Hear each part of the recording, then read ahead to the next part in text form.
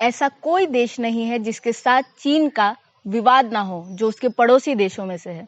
ऐसा ही एक नया भूभाग्य विवाद उसने छेड़ा है भूटान के साथ और इसे सुलझाने के लिए पैकेज सॉल्यूशन का प्रस्ताव दिया है, जिसका भारत पर रणनीतिक दृष्टि से क्या प्रभाव होगा, इस पर चर्चा करेंगे हम आज के वीडियो में।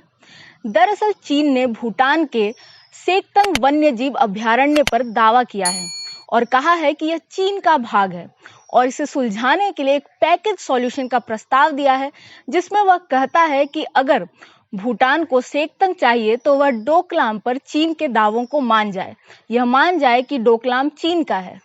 इसके कई दुष्परिणाम भारत के लिए हो सकते हैं, क्योंकि डोकलाम एक तिराहे पर स्थित है भूटान, चीन और भारत के।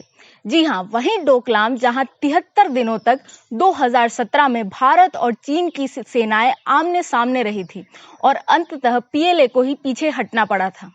डोकलाम एक पठार है जिसके उत्तरी तरफ चीन अधिकृत तिब्बत की एक घाटी है, पश्चिमी ओर सिक्किम की एक नाथंग घाटी है और पूर्वी ओर भूटान की हा घाटी है और दक्षिण की ओर जब आप आएंगे तो मैदानी इलाका है जो उत्तर बंगाल का है।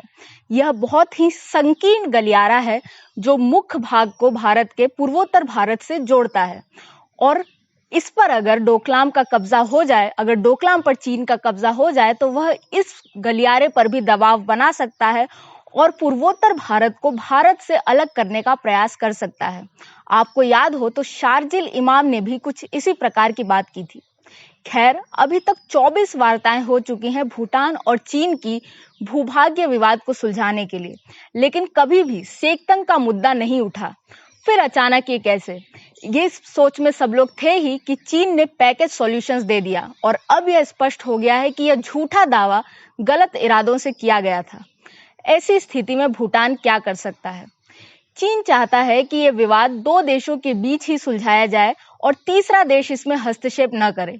वह भूटान में भी ऐसा ही माहौल बनाने में लगा है, क्योंकि वह जानता है कि तीसरा देश यानी भारत अगर भूटान को परामर्श देगा तो वह कभी भी डोकलाम पर समझौते के लिए तैयार नहीं होगा। दूसरी ओर चीन ने भूटान से संबंध भी बढ़ाए हैं, सांस्कृतिक स्तर पर भी। उसने वहां के छात्रों को स्कॉलरशिप दी है चीन में पढ़ने के लिए।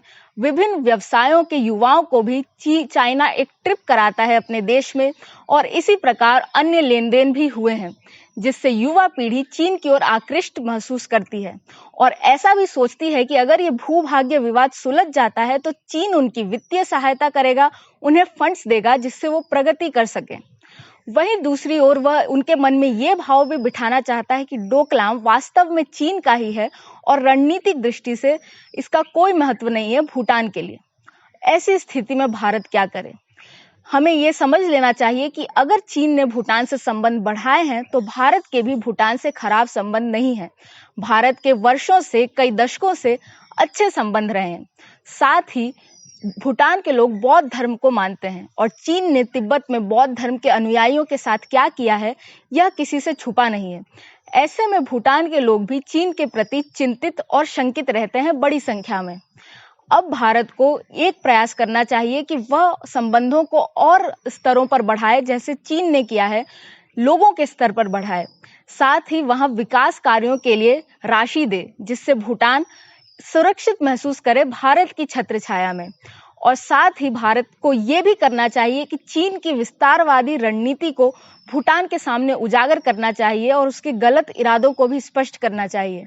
यह भारत के लिए चुनौती होगी, लेकिन देखना होगा कि क्या भारत भूटान को चीन के दबाव से बचाकर इस डोकलाम समस्या को सुलझा पाएगा।